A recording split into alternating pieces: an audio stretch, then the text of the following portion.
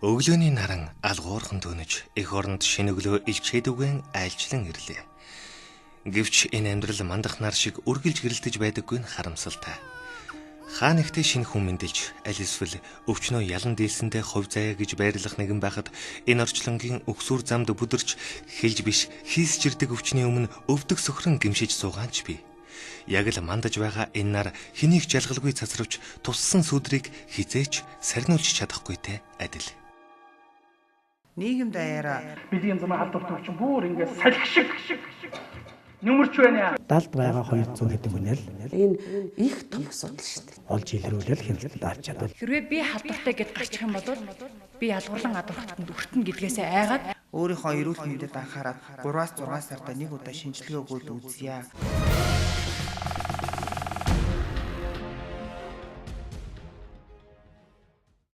Монголын нийгмийг цочроосон олон төвчөрийн нэг нь хүн амын дундах өвчлөл. Ялангуяа халдварт өвчин, тэр дундаа бэлгийн замын халдварт өвчин. Өнөөдөр энэ төрлийн өвчлөл зөвхөн эмнэлгийн байгууллагад хамаатай асуудал байхаан болж, эрүүл Монгол хүний ирээдүйд занал хийлсэн үндэсний хэмжээний зовлон болон хуурлаа. Өвчин зовлон гэдэг хэлж биш хийсч ирдэг амьдралын гашуун үнэн байдаг. Гэхдээ та бидний өнөөдрийн хариуцлага өөрсдийн алхмаас шалтгааллах өвчлөлийн нэг бол бэлгийн замын халдварт өвчин юм а. Ийм ч учраас өнөөгийн нээлттэй нийгмийн хаалттай асуудал болсон сэдвийг хасах градус нэвтрүүлэг энэ удаагийн дугаартаа онцлоо анхаарал хандуулно. Манай улсад бүртгэгдэж байгаа нийт халдварт өвчний 30 гаруй хувийг бэлгийн замын халдварт өвчин эзлэх боллоо. Эргэн та энэ тоог дахин нэг бодоод үзээрэй. Ойролцоогоор нийт халдварт өвчлийн 3/1 судалгаанаас харвал Монголд жилд дунджаар бэлгийн замын халдварт өвчний 15-аас 20 мянган тохиолдол шинээр бүртгэгдэж байна. Аюул ойртох биш, аль хэдийнэ хаалх тогшиж хажууд ороод ирж байна. Энд маань зохилон тохиолддог бэлгийн замаар дамждаг 30 гаруй төрлийн халдвар байдаг. Нийт Монгол улсад яг албан ёсны статистикаар хүний дархлаа өмслийн вирус, тэмбүү, закутн, тэрхэмназ гэсэн ийм 4 төрлийн халдварыг бол эрүүл мэндийн хөгжлийн төвийн статистик мэдээнд бол тусгаж бүртгэж байгаа. Тэгэхээр энэ статистик мэдээнд бол бэлгийн замаар дамжих халдвар нийт халдвар түвшний дотор 30-аас дээш хувийг ер нь сүүлийн 5 жилийн дунджаар бол эзэлж авч байгаа. энэ зохилон тоглож байгаа халдвар нь бол тэмбүү, закутн, тэрхэмназ хүний дархлаа өмслийн вирус халдвар. Энэ дөрвийг олж байгаа. За энэ дотроос тэрхэмназ өвчний халдвар бол ерөнхийдөө буур хандлагатай байгаа. Олон жилийн дамжаар. 2000 онд бол 10 мянган хүнд за нэг 7 орчим хүн тэмбүү өвчнөр өвчлөж ирсэн. За одоо энэ 2016 оны байдлаар нэг 26 орчим хүн өвчлөж байна. Дэлхийд эрүүл мэндийн байгууллагын судалгаагаар дэлхий дээр жилдээ ХДХВ-гийн 129 мянган шин тохиолдол бүртгэгддэг. Дэлхий дээр өнөөдөр 36.7 сая хүн энэ аюулт өвчний халдварыг тээж байна. Манай улсад 1992 онд энэ өвчний анхны тохиолдол бүртгэгдснээс хойш 25 жил өнгөрчээ. Харамсалтай нь өнгөрсөн хугацаанд уг өвчний тархалт хурдцтай өснө нэмэгдэж нэг жилдээ шин тохиолдол 10-20-ором бүртгэгдэх боллоо. Өнөөдрийн байдлаар манай улсад ХДХВ дохын 249 тохиолдол бүртгэгдсэн. За үүнээс хүйсийн хувьд авч үзвэл нийт халдвар авсан иргэдийн 80% нэрхтээ 20% нь эмэгтэй хүмүүс байгаа юм а. Тэгэхээр энэ 2017 онд бол ХДХВ дохын 24 тохиолдол улсын хэмжээнд шинээр бүртгэгдсэн байна. За харин үүнээс 60 орчим хувь нь 20-оос 44 насныхан байна гэсэн судалгаа гарчээ. Харин өнгөрсөн хугацаанд халдвар авсан иргэдээс 40 хүн амнасаа алдсан байдаг.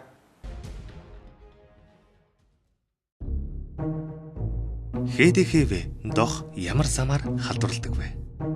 Хүний дархлал хомсдлын вирусын халдвар дараах замаар дамжин халдварладаг. Үүнд цус цусан бүтээгдэхүүнээр бохирлогдсон эмнэлгийн зүү тариураар эхээс урагт жирэмсний үед болон төрсний дараах эхийн сүгээр бэлгийн замаар дамжин халдварладаг. Монголд бүртгэгдсэн ХДХВ дохын тохиолдлын 99% нь бэлгийн замаар дамжсан байдаг. Энд онцлогод манай улсад ХДХВ-гийн халдвартай 13 эхээс 19 хүүхэд төрсөн. Гэхдээ эхээс нэраад халдвар дамжсан тохиолдол байхгүй буюу халдвараас сэргийлэх менежмент манай улсад харьцангуй өндөр түвшинд байгаа юм. Эхээс урагт хүний дархлаа өмслийн вирус дамжсан ийм тохиолдлын тоо мэдээ баримтал тухайн улс орны бас эмчилгээний амжилтыг бол бас нэг талаар илтгэж идэг. За хүний дархлаа өмслийн вирусаар халдварлагдсан тохиолдолд хүн вирус тээгч болоод энэ бол тодорхой хугацаанд шинж тэмдэггүй үеэр явж агаад тэгээд эцэстээ бол тархлал дарангуйлагдсны дунд бусад дагалдах халдвараар өвчөж тархлын олдмол хомсдол гэдэг юм өвчнийхээ хүндэрсэн шатандаа бол шилждэг гэсэн үг.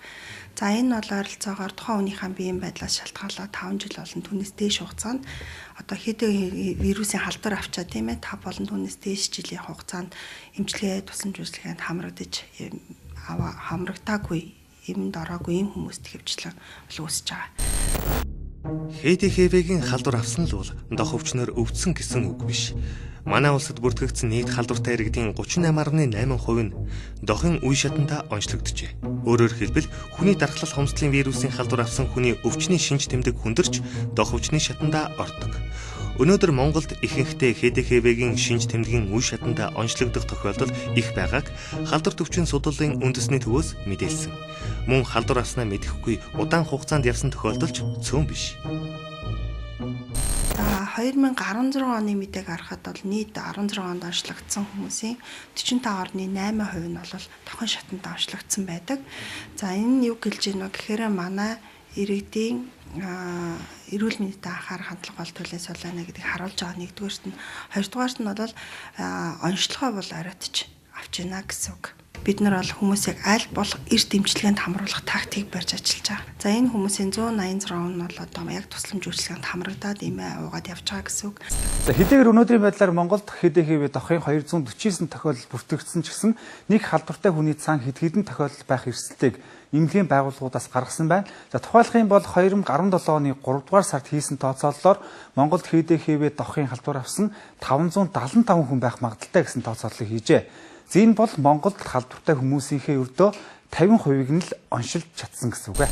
Бид нэр тэр далд байгаа 200 хэдэн хүнэл олж илрүүлэл хяналтанд авч чадвал одоо бид нэр тэр дэлхийр юу нүүбийн одоо дохын үндэсний хөтөлбөрөөс зарлаад байгаа тэр 2030 он гэхэд ХДВ дохын асуудлыг бол нийгмийн эрүүл мэндийн тулгамдсан асуудал биш болгоно. Тэр халдвартай байгаа улс орныхаа дотор байгаа халдвартай хүнээс 90% илрүүлж, 90% эмчилгээнд хамруулж, 90% дархлалын сэргээж вирусын ачааллыг бууруулах гэсэн энэ зорилтод хүрэх боломжтой болж байна. Өнөөдөр дэлхийд дахны шинжлэх ухаанд уг өвчний халдварыг бүрэн устгах төгс эмчлэх аргыг нэгээгүйч вирусын халдвартай хүнийг үр дүнтэй эмийн эмчилгээ буюу ретровирусын эсрэг эмчилгээнд хамруулж байна. Энэ ч бодитоор үр дүнгээ өгöd эхэлсэн. ХДХВ-гийн халдвар авсан хүн ретровирусын эсрэг эмчилгээг хийлгэж эхэлснээс хойш 50 жил амьдрах боломжтой гэж үздэг байна. Хүний дархлал хомсдлын вирусын халдвартай байлаа гэхэд тэр хүн одоо сайн зөвлөгөө аваад тэр зөвлөмжийг хэрэгжүүлээд тэр эмчилгээнд ороод одоо тун хэмжээнд таарад ингээд зохистой ингээд болоо явуучих юм бол тэр харваны энтергээд одоо имээр нөгөө С вирусын халдварыг эмчилдэг гэдэг шиг тийм хэмжээнд одоо тэнийг эмчилээд хүний дархлал хомсдлын вирусын ачааллыг бол доод хэмжээнд толтол бууруулад хүнийг урт удаан хугацаанд эрүүл амьдрах тийм боломжтой нөхцөл бүрдэж байна. Амьдралд алдаа оноо ээлжилдэг. Гэвч таныг нэг л бүдрэхэд энэ аюулт өвчний халдвар хаалга тогших эрсдэл ойрхон байна. Бас алдахгүй сэргийлэх боломж нь ч гагцхүү таны өөрийн гарт бий.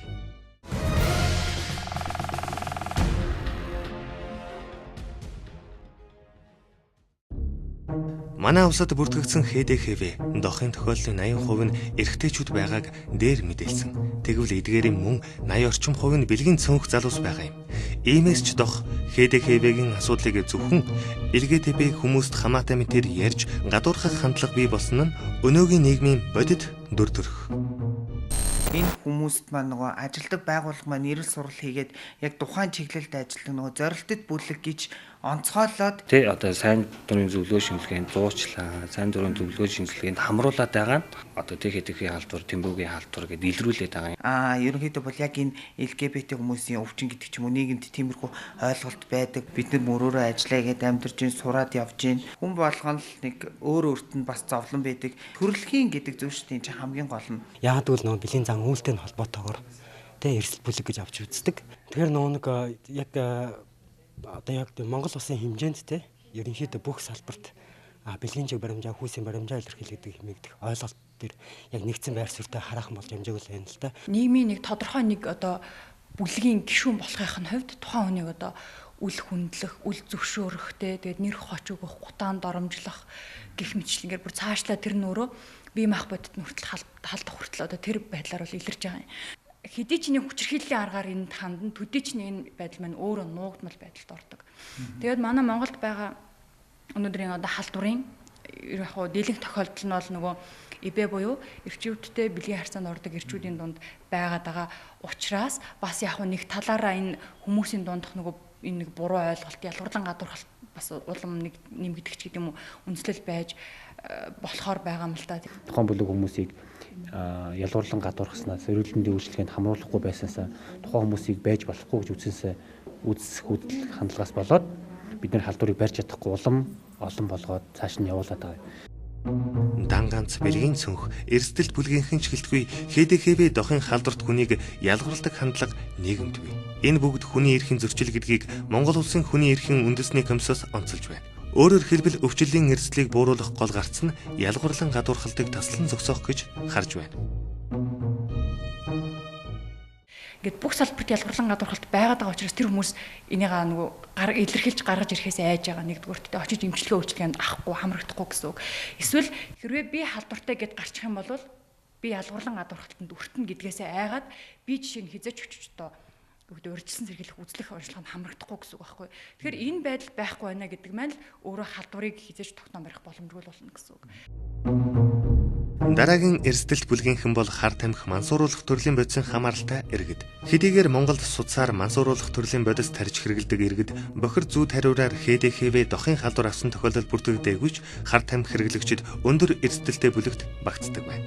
Хаскрац нэвтрүүлэх үргэлжлэн хүрч байна үзэгчтэй бид энэ удаа та бүхэнтэй боловсрол судлалын доктор профессор хар тамхи мансууруулах бодисоос иргэдийг хамгаалах нийгэмлэгийн зөвлөх Лхагва сүрэнтэй уулзаж байна. Тэгэхээр таны хувьд бас олон жилийн хугацаанд хар тамхи мансууруулах бодис сэргийлж байгаа иргэдтэй тулж ажиллаж зөвлөгөө мэдээлэл өгч яавал эрсдлийг бууруулах үүдэл чиглэлээр ажиллаж байгаа. Тэгэхээр хар тамхи мансууруулах бодисыг тодорхой хэмжээгээр хэрэгжилж байгаа иргэдийн хувьд бол бэлгийн замаар дамжих халдварт өвчин бас өртөх эрсдэлтэй хэсэг гэж үзэгддэг шүү дээ. Тэгэхээр энэ одоо эрсдлийг яаж бууруулах хэрэгтэй гэж таны хувьд бодож байна? Жишээлбэл дэлхийд дээр одоо нийт 30 хэдэн сая хүн дохтой байгаа. Энэ хүмүүсийн 5-10% нь болохоор мансууруулах бодисыг судсаар тарьж хэрэгжилж байгаад авсан магадлал нь айгүй өндөр байдаг байхгүй юу? Ийм. Тэгвэл Оросд дохтой хүмүүсийн 90% нь мансууруулах бодисыг судсаар тарьж хэрэгжилж байгаад авсан байдаг. Тэгвэл Хятадд яг энэ үзүүлэлт нь болохоор 75%. Тэгэхээр Монголд бас энэ хар тамхи судсаар тарьж хэрэгжилж явах юм бол дох авах магадлал айгүй өндөр байхгүй юу? Үүнээс гадна биеийн үнэлэгчид ХДХБ-гийн халдвар авах эрсдэлтэй бүлэгт орж байна. Хяналтгүй зочид буудал, дэм буудлууд ч энэ эрсдлийг дуудаж байгааг энд дурдалгүй өнгөрч болохгүй. Түүнчлэн бэлгийн замын халдварт өртөх эрсдэл өөр нэг хэсэг бүлгийнхэн бол хөдөлгөөнд хүн ам буюу шилжин суурьшиж ажиллаж байгаа иргэд. Ялангуяа хөдөө энэ уул уурхайтай холбоотойгоор гадаадад ажиллахаар явсан гэр бүлийн үлдэж байгаа хүмүүсийг бол одоо бүр ерөөсөө энэ бэлгийн замын халдварт өвчин бүр ингээд салхи шиг нөмөрч байна. Энэ судалгаа байгаа шүү. Иймээс ч нийгмийн бусад хэсгийнхнээс илүү ХДХБ дохоор өвчлөх өндөр эрсдэлтэй дээрх бүлгийнхэн хүн амыг мэдээллээр хангах, халдвараас сэргийлэх зөв дадал хэвшүүлэх чухал байна. Ингэж байж бид Монгол цус генэ эрүүл саруулаар нь авч үлдэж чадна.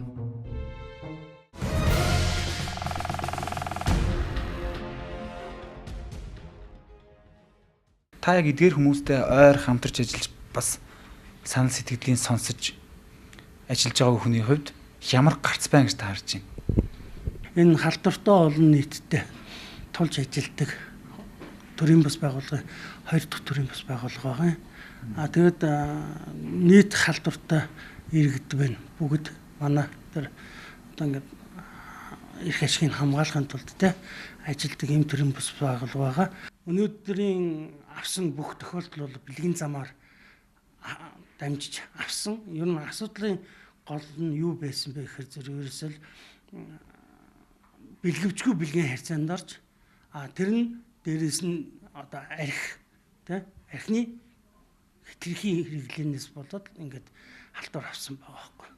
Ийм учраас бүх хүмүүстэй хэлэхэд ер нь архиад дагаад бусад нийгмийн бүх үйл ажиллагаа нь тавцаж орж ирж байгаа байхгүй. Тэгэд энэ зөвхөн хүний давталх хомслын вирус, дох гэдэг өвчин маань зөвхөн эмч, эмнэлгийн ажилтан халдвартай хүмүүсийн асуудал биш байхгүй. Энэ бүгд нийгмээрээ бид нэр хариуцлага хүлээх асуудалтай. Энэ маань юу хэлж байгаа нэ гэхээр зэрэг ялгарлан гадуурх, гутаанд оромжлох, ажилгүйдэл гэдэг ингээд нэг халдвартай хүний хараас ямар их мөнгө төгрөг санхүү зарцуулдаг билээ те. Энэ мөнгө төгрөг санхүү зарцуулсных нь юу нь болохоор зэрэг асар их энэ улс нийгэмд хор хөнөөлт болж эхэлдэг л да. Анх халдвар авснаа мэдчихэд цаашдаа амьдрах итгэлгүй болж жаргаж байгаа нар дахин хизээж мандахгүй юм шиг шингэж ийм л хувь тавилан хүлээж байжээ гэж маламгдах хүн олон. Гэвч тэднийг өвчнөө ялан дийлж хүн шиг сайхан амьдрах итгэл сэтгэлийн галзуу өгдөг зүйл нь үр хөөхд. Хүн байхын утга учир бол мэдээж гэр бүлтэй байх, үр удмаа үлдээх байдаг. Тэгэхээр эдгээр халдвартай хүмүүсийн хувьд бол мэдээж үр хүүхдтэй болоод эрүүл сарвал хүүхдтэй болох боломж байгаа. Тэгэхээр энэ маань ч гэсэн энэ хүмүүсийг бас амьдрах итгэл өгдөг болоо гэдэг ойлголт. За хүн болж төрснөөс хойш хүн гэдэг бол үр удмаа үлдэх энэ бас маш том одоо нийгэмд хүлээсэн үүрэг байгаа те. Ийм учраас өнөөдрийн хувьд бол халдвартай олон нийт маань бол бас хүүхэд төрүүлэх энэ эрхэм нэгдмэл болсон.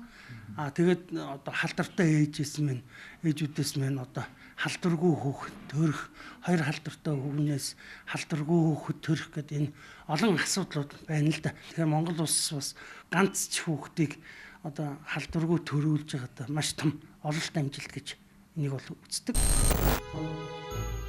Бэлгийн замын халдвар төвчний эрсдэл яагаад жил ирэх тусам нэмэгдэх болов гэдгийн бусад шалтгааныг бид хайлаа. Тэгвэл ХДХВ дохын халдвар авах эрсдлийг бууруулахад дээр дүрдсэн эрсдэл бүлгийнхний асуудлыг шийдвэрлэхээс гадна залууст мэдээлэл өгөх нь чухал гэж төрийн болон төрийн бус байгууллагууд санал нэгдэж байна. Энэ дундаас ерөнхий боловсролын сургуульд эрүүл мэндийн хичээлийг бие даасан байдлаар заахгүй байгааг буруутгалаа. Ялангуяа өсвөр үеийнхэн тохирсон мэдлэг мэдээллийг ч гэсэн өгж явах хэрэгтэй байхгүй. Гэтэл өнөөдрийн байдлаар бол бэлгийн эрүүл мэндийн хичээл болон бид хасагдсан байгаа л нөхцөл байдалтай байгаа юм шүү дээ. Одоо саяхан 15 настай хүүхэд тох авчлаа тий. Энэ маань нөгөө тохоос урьдчилан сэргийлэх сургалтыг одоо ерөнхий боловсролын сургуулийн хичээлд оруулж өгөөгүйтэй холбоотой гэж үздэг. Хүүхдүүд минь бас тохын мэдлэг жоохон тааруу байгаа нь харагдаж байгаа байхгүй. Үнэхээр ч дээрхээр ор өмсдөлгүй зүйл биш буюу залуусаас энэ талаар асуухад төдийлөн сайн хариулахаа мэдэхгүй байна. Яа тодорхой хэмжээний мэдээлэлтэй байгаа тиймээс бол яг тийм амар гүнзгий мэдээлэл байхгүй. Гэсэн тийм мэдээлэл болох шүү дээ. Яг нэг тийм сайн нарийн бол. Гэхдээ одоо тэгээд янз бүрийн хамгаалтгүй бэлгийн харьцаанд орох энэ төр ч юм уу тиймэрхүү асуудлаас л болж л гэж сонсч ирсэн. Тэгээд Иймээс ХДХВ-гийн өвчлөлийг бууруулахын тулд сургалт сурталчилгааны ажлуудыг сайтар хийх чухал байгааг дахин анхааруулъя.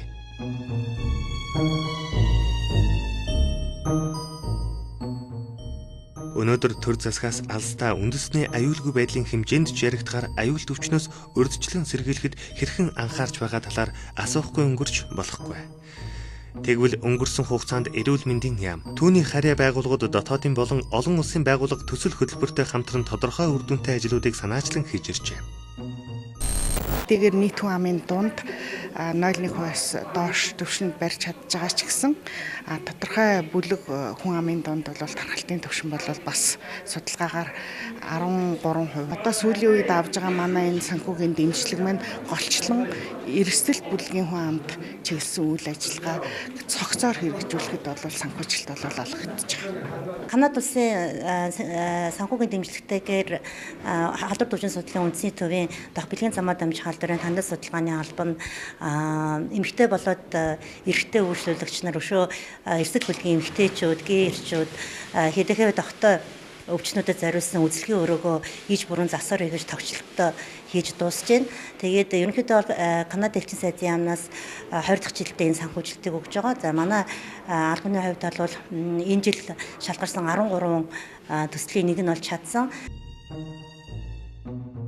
ХДХВ дохоос сэргийлэх том алхам бол иргэд урьдчилан сэргийлэх үзлэгт хамрагддаг байх хэрэгтэйг зөвлөж байна. Өнөөдрийн байдлаар манай улсад жилдээ 80 гаруй цэгээр дамжуулан 400 гаруй мянган хүн ХДХВ дохын халдвараас урьдчилан сэргийлэх үзлэг шинжилгээнд хамрагдаж байгаа юм. Түүнчлэн аюулгүй бэлгийн харилцааг эрхэмлэх, бэлгэвчийг тогтмол хэрэглэж хэвших зэрэг наад захын алхмуудыг мэддэг байх нь чухал.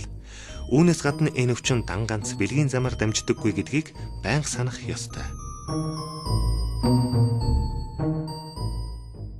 ер нь одоо нөгөө эрсдэлтэй ийм бохир зүй шипрез нэг тааруухан эмнэлгээр үйлчилжүүлсэн, нэг тааруухан эмнэлгээр шүдэ ахуулсан, нэг тавламжгүй газар тариа хийлэгдсэн, нэг одоо тийм эрсдэлтэйхэн шиг одоо газар нөгөө олон шивээр хийлэгдсэн, шивээс хийлэгдсэн, чихээс цоолуулсан ийм юмнууд байгаа бол та ер нь шинжилгээнд хамрагдсан зүйтэй шүү л гэдгийг тэр тусламж үйлчлэг үзүүлж байгаа хүмүүс зөвлөгөө өгөөд тэр хүнийг сайн дураар нь шинжилгээнд хамруулж байгаа. Нийгэм даяараа өөрийнхөө эрүүл мэндэд анхаарал 3-6 сартаа нэг удаа шинжилгээ өгөөд үзье. Хамгийн гол зүйл нь юу гэхээр шинжилгээнд хамрагчид хүмүүс хариугаа нэг одоо тийм хариугаа нэг сонсоод байдаг. Тэр маань 3-10 жилийн хугацаанд нуугдмал байж болдог. Яг хүндэрсэн үедээ очдог ч гэдэм үү те. Хамгийн гол зүйл чинь хариугаа сонсон шүү. Нэг хүн ч гэсэн эрүүл байгаасаа тийм ээ.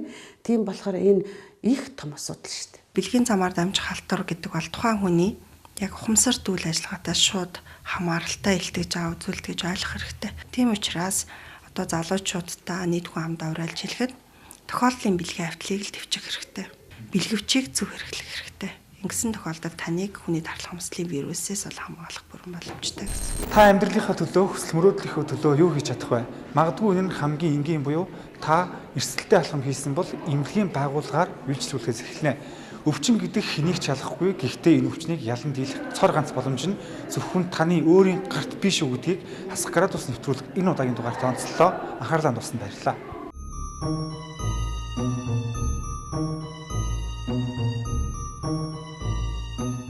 Залуус бид тохиолын халдвараас сэргийлж чаднаа. Өөрийнхөө ухамсараараа ингээд энэ халдвараас ингээд сэргийлэлээр илэрхийлмээр байна. Залуус бид тохиолын халдвараас сэргийлж чаднаа. Хариуцлагатай хандцгаая. Залуус бид дохын халдвараас сэргийлж чаднаа.